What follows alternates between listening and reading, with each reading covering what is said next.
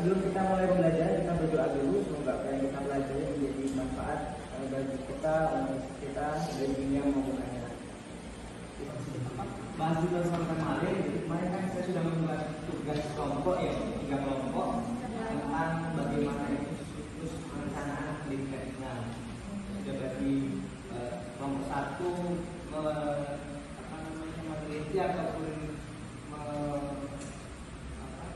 mengobservasi bagaimana kegiatan perencanaan di tingkat dasar ataupun MI. Kemudian kelompok 2 tentang bagaimana siklus perencanaan di tingkat pertama MTS. Kemudian saya pengantar dulu. Nah, selain yang ada di tulisan ini, saya ingin bertanya dulu. Itu penting. Kira-kira apa selain yang ada di empat ini? Ada yang mau memberikan komentar? Silakan Mbak Sania. Menurut Anda, mengapa sebuah perencanaan? Kenapa kita harus membuat sebuah rencana? Gitu, selain menjaga supaya. Sorry.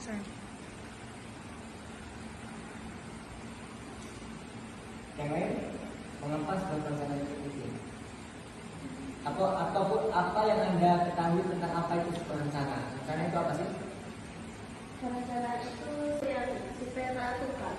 Ya, jadi menyusun sesuatu supaya itu tertata teratur. Ada pendapat lain?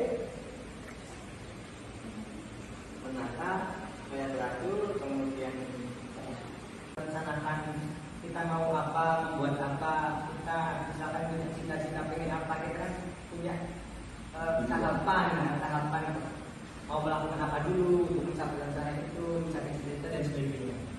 Ini setelah diusaha, perencanaan itu penting karena satu, agar program lebih terarah. Jadi ketika kita udah ada rencana, kita tahu bagaimana mencapai sebuah program itu terarah. Kita mau tuju itu udah jalan atau setengah 8, paling tidak kita estimasi perjalanannya seberapa menit, apakah hanya langsung jalan untuk mengambil kemana dulu dan sebagainya. Jadi itu seperti itu seolah-olah. Kemudian pentingnya rencana yang kedua adalah untuk agar lebih jelas tujuan itu. Jadi tujuan itu lebih jelas. Artinya ya tadi kampus kita jelas mau ke kampus lewatnya mana, pakai motor, pakai mobil, ikut teman dan sebagainya. Itu kan jadi jelas, tidak bingung mau ke kampus naik apa ya dan sebagainya. Itu kan bingung. Kalau sudah tahu mau bagaimana, pakai apa dan sebagainya, akhirnya jelas. Kemudian sumber daya yang ada di sini. Kemudian juga dievaluasi.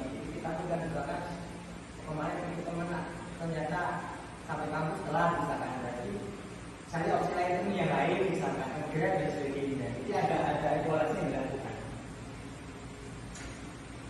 Kita yang membuat sebuah rencana gitu, kita tidak tiba-tiba menetapkan ya pasti tujuan dulu ya, tujuan boleh. Tapi paling tidak ketika ini sebuah lembaga pendidikan, ketika mau membuat program harus dianalisis dulu. Lembaga pendidikan itu misalkan kalau secara garis besar kurikulum kan dari kementerian ya, tapi paling tidak misalkan kalau sekolah-sekolah swasta misalkan itu kan ada program khusus supaya branding sekolah swasta itu lebih diketahui di lingkungan itu. Apakah kira-kira lingkungan itu banyak muslimnya misalnya? Kalau banyak muslimnya nggak cocok misalkan. Ataupun kira-kira bagaimana setelah survei apakah banyak yang menikah dan sebagainya.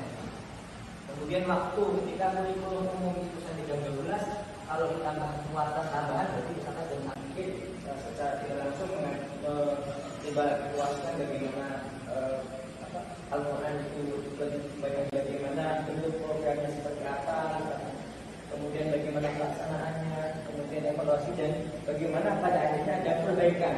Dalam artian programnya sudah jalan, kemudian apakah ada yang perlu dievaluasi, misalkan waktunya terlalu lama, akhirnya pulangnya anak-anak kesiangan misalkan, jadi dikurangi waktu pembelajarannya misalkan. Itu sudah kemarin didiskusikan dulu dari 3 kelompok itu bagaimana sih siklus perencanaan di sekolah dasar ataupun MI, kemudian di MTS ataupun SMA, mungkin di MA. Kira-kira seperti itu. Oke, silahkan menyesuaikan kelompoknya masing-masing, kemudian kita akan diskusi. Oke, malam itu kita langsung membuat buat kelompok saja. Bagian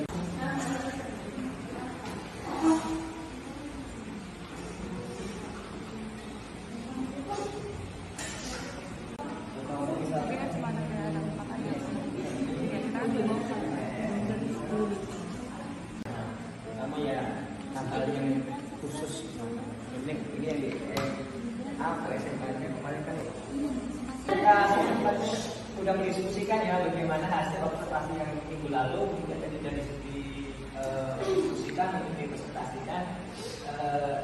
Sekarang kita coba mulai dari kelompok 1 untuk menyampaikan hasil observasi atau diskusinya tentang siklus perencanaan pendidikan Islam di MI.